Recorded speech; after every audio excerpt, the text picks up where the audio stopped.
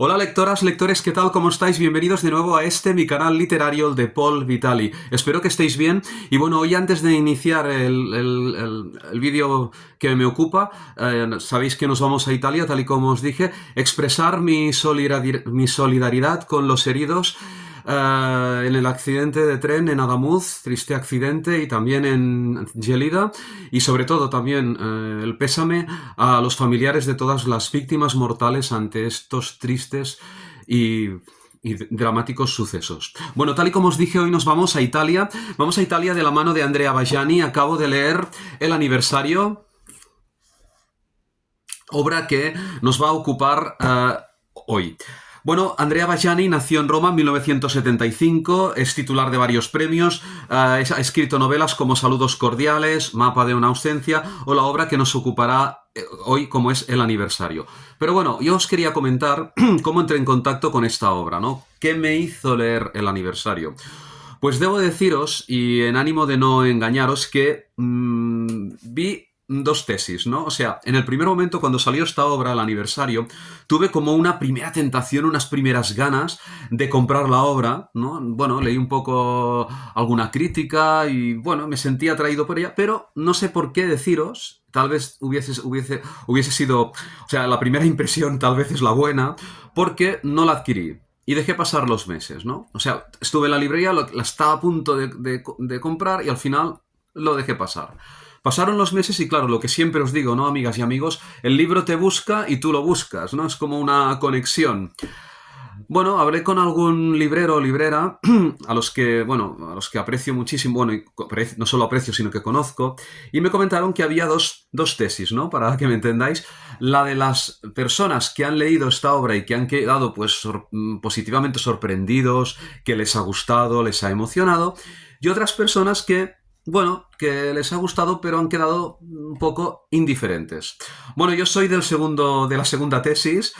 Claro, entonces vosotros os preguntaréis, bueno, Poli, entonces, ¿por qué hoy nos hablas de esta obra? Os hablo de esta obra porque ciertamente está bien escrita, hay algunos apartados que me han sorprendido positivamente, y luego la he querido un poco comparar también con otra obra que pienso que la supera. Y he pensado, digo, ostras, pues se me ha parecido otra novela de hace ya bastantes años, ¿no? Y a la que tengo una buena conexión, y he pensado, la supera, y por tanto nos iremos luego después, si os parece bien, a Francia, viajaremos un momento a Francia, de la mano de una escritora a la que no solo aprecio, sino que admiro mucho. Bueno, entrando en el aniversario, deciros que es una obra que está escrita el autor en primera persona. Yo mientras la iba leyendo, amigas y amigos, pensaba, bueno, será autoficción, ¿no? Porque claro, tal y como él te está explicando la historia familiar, es un chico que habla de la vida familiar versus sus padres, ¿no? Bueno, tal y como él vivió, ¿no? Esa vida, ¿no? Pues en familia con los padres, como a todos nos ha podido suceder, ¿no? Los que sobre todo hemos tenido la suerte de vivir con los padres, si no toda la vida, pues hasta una edad bastante ya adulta. Yo pensaba que hasta la mitad final de la obra que era autoficción y no, leí una entrevista de él y dice que no, que es ficción, básicamente da a entender que es ficción. No obstante, repito, vamos a entrar dentro de esta familia italiana y observaremos un padre, el padre del protagonista, del joven narrador, un padre autoritario, dictador, frente o con una madre sumisa, una madre pero que intenta salvarse de esta sumisión o intenta vivir de esta sumisión mediante el no tener miedo. Una vida, como expresa el autor con una metáfora, pienso que acertada, una vida que es como una vida familiar que es como un desierto, sin horizonte. Hay una amiga de su madre que intenta abrirle los ojos a la madre y expresarle para la ayuda a que vea quién es su marido. Luego también veremos un apartado, un capítulo, cómo la madre, bueno, se distrae un poco porque encuentra un trabajo. Y sobre todo lo que me ha sorprendido muy positivamente son esos silencios, ¿no? Los silencios que este tipo de familias, o bastantes familias que habremos incluso podido vivir vosotras o nosotros, ¿no? Bueno, algunos de vosotros, ¿no? esos silencios que a veces, cuando son más palpables, ¿no? Lectoras, lectores, es en las comidas, ¿no? Cuando hay un miembro de la familia que a lo mejor, pues bueno, pues pone normas y que a nadie le ha gustado, o que ya de por sí, ¿no? Esta persona, este personaje, en este caso es el padre, ¿no? Y que a veces puede ser en muchas familias, puede haber sido el padre, ¿eh? O sea, no quiero ir en contra de los padres, ni mucho menos. De hecho, también estoy hablando en familias de antaño, ¿no?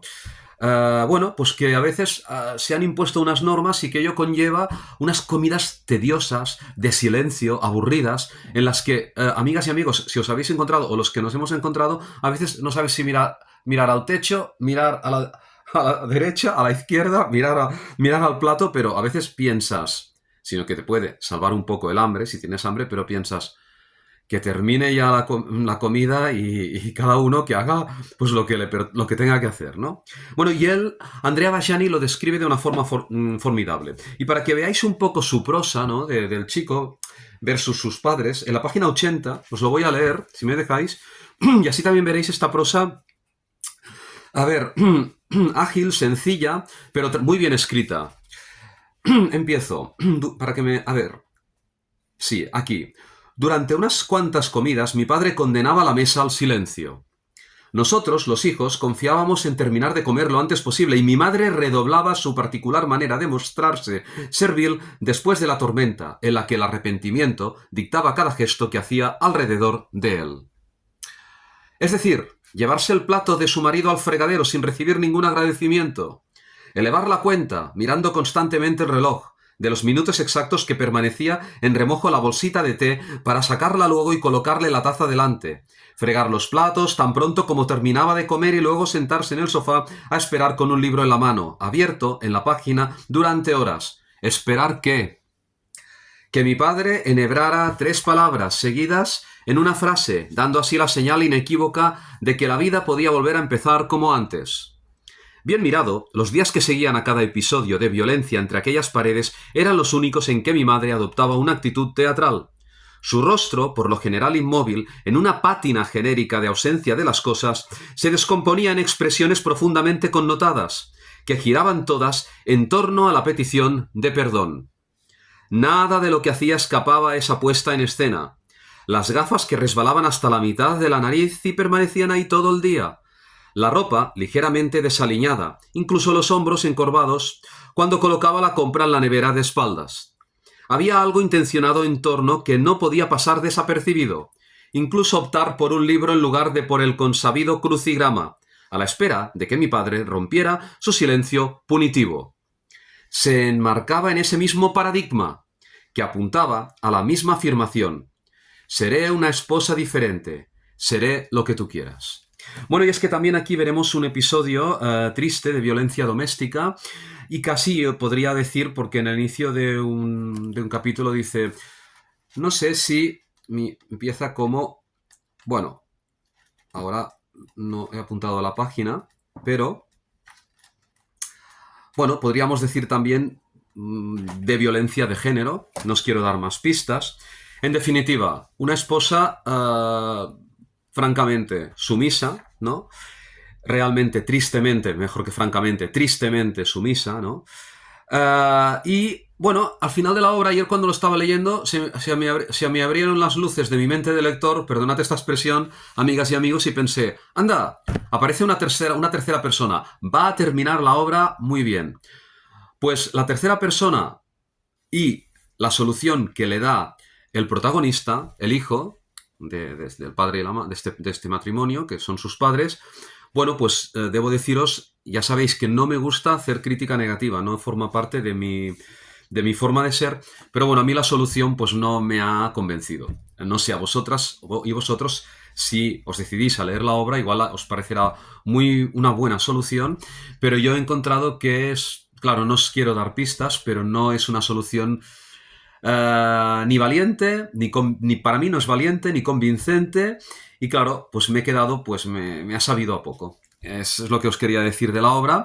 No obstante, sí que es verdad que hay momentos, pues, que la novela, bueno, te adentras en esta vida familiar de estas personas, de esta familia italiana, y que en un momento determinado, pues, los entresijos, la perspectiva que ve del hijo sobre la madre y sobre el padre, puede ser real, puede ser llevada en muchas familias, y me ha parecido interesante compartirla. Pero hablando de historias familiares, y es aquí donde voy, historias que a mí me han acabado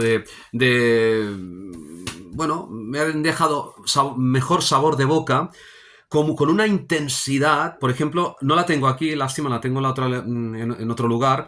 Es, por ejemplo, una historia familiar que leí hace años de Marco Giral Torrente, París, os la aconsejo. El recuerdo de ese chico que busca el sentido de sus padres, la búsqueda del padre.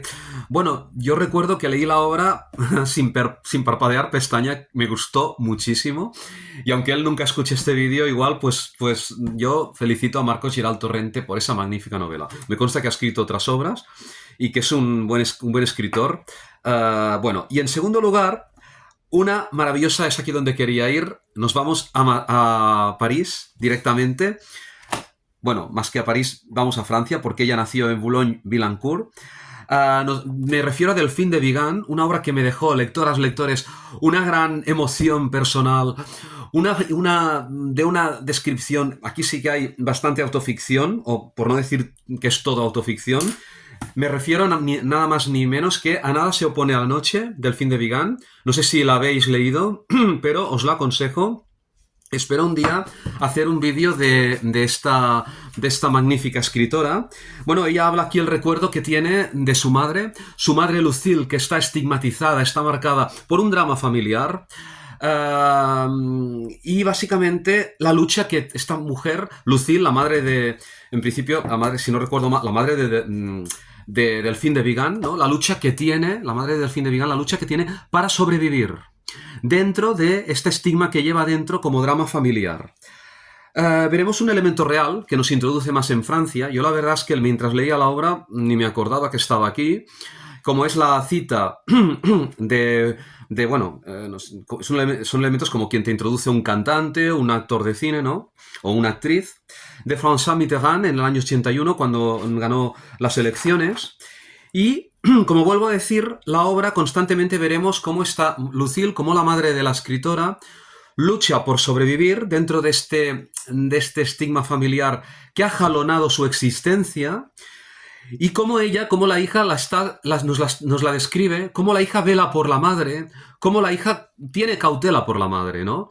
Veo aquí una intensidad narrativa más fuerte, hasta llegar al punto que, lectoras, lectores, me emocionó. Una obra me emocionó. En la página 245, claro, a vosotros igual os sabrá poco normal, porque los que no la habéis leído diréis, ¿ahora qué estoy leyendo, no? Pero cuando ves, y ahora luego os diré que este párrafo, bueno, os diré que este párrafo se lo comenté incluso a la escritora, dice: nos marchamos hacia la boca de metro. Lucille, o sea, la madre, Lucille cogió la mano de Manon, caminaba delante de mí, yo la observaba por detrás, lo endeble, frágil y rota que parecía.